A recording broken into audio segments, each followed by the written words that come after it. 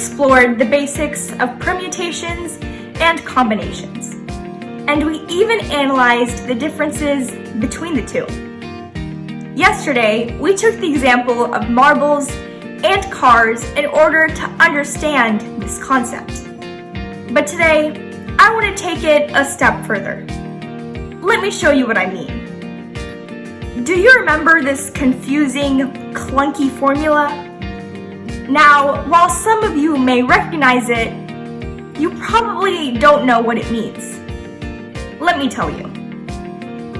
This formula tells us the number of permutations of n things taken r at a time. Remember, permutations are the way of ordering a group of objects. In permutations, the order always matters. In this case, n is the total number of objects we're given. R is the number of objects we are given to group together. Now, this might seem a little confusing and complicated, so let me break it down for you with an example. Suppose we're given 3 marbles. This white marble, a light blue marble, and a dark blue marble. And we're asked to group these marbles into groups of 2, or to find the number of permutations if we group these marbles into groups of 2. So let's arrange these marbles in that fashion. I can start with the white marble and the light blue marble, a white marble with a dark blue marble, a light blue marble with white, a light blue marble with a dark blue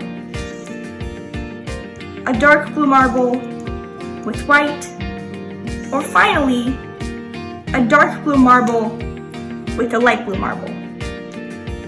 This gives us a total of 6 ways to arrange these 3 marbles in groups of 2, or 6 permutations.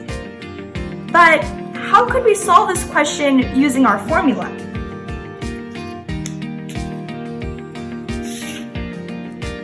In this case, n is a total number of objects we're given. Since we're given 3 marbles, we know that n is equal to 3. R is the number of items that we are picking at a time, or grouping at a time. Since we're making groups of 2 marbles each, we know that R is equal to 2.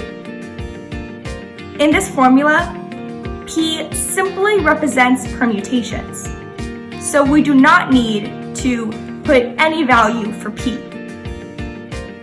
Now that we know the values of n and r, let's substitute them into our equation.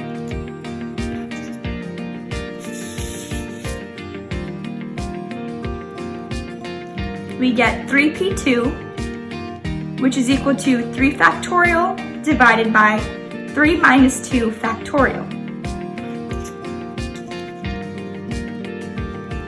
This can be simplified to 3 factorial divided by 1 factorial. And if we expand the factorials, we get 3 times 2 times 1 divided by 1, which can be simplified down to 6 ways, or 6 permutations. As you can see, we got the same answer from the formula as we did by arranging these marbles. But what if the values of n and r were higher? In this case, we were only given 3 marbles, and we had to group them in groups of 2. But what if we were given more marbles and had to make bigger groups? Let's look at another example. Suppose we're given 5 total marbles. And let's say we were asked to group these 5 marbles into groups of 3 and find how many permutations there would be. So let's start by arranging them.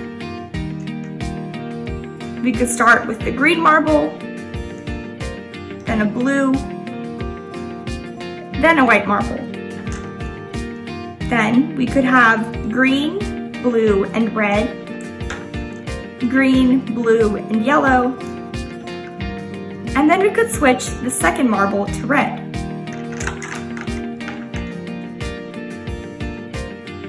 Green, red, white. Wait a minute, this could take a long time. So let's turn to using our formula instead of taking all day trying to arrange these 5 marbles. We know that n would be 5, since we're given 5 total marbles. We have to group these 5 marbles into groups of 3 at a time. So we know that r is equal to 3. We can plug these values into our equation. To get 5p3, which is equal to 5 factorial, divided by 5 minus 3 factorial. Let's solve it down. We can simplify the denominator to 2 factorial, and by multiplying out our factorials, we get 5 times 4 times 3 times 2 times 1 divided by 2 times 1. We can simplify this to 120 divided by 2, which is equal to 60 ways. So there would be 60 ways to arrange these 5 marbles into groups of 3. Well, that would have taken a while.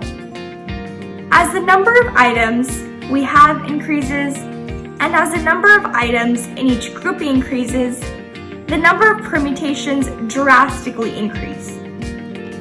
So we can use this formula, which comes in handy to make calculating permutations a lot simpler.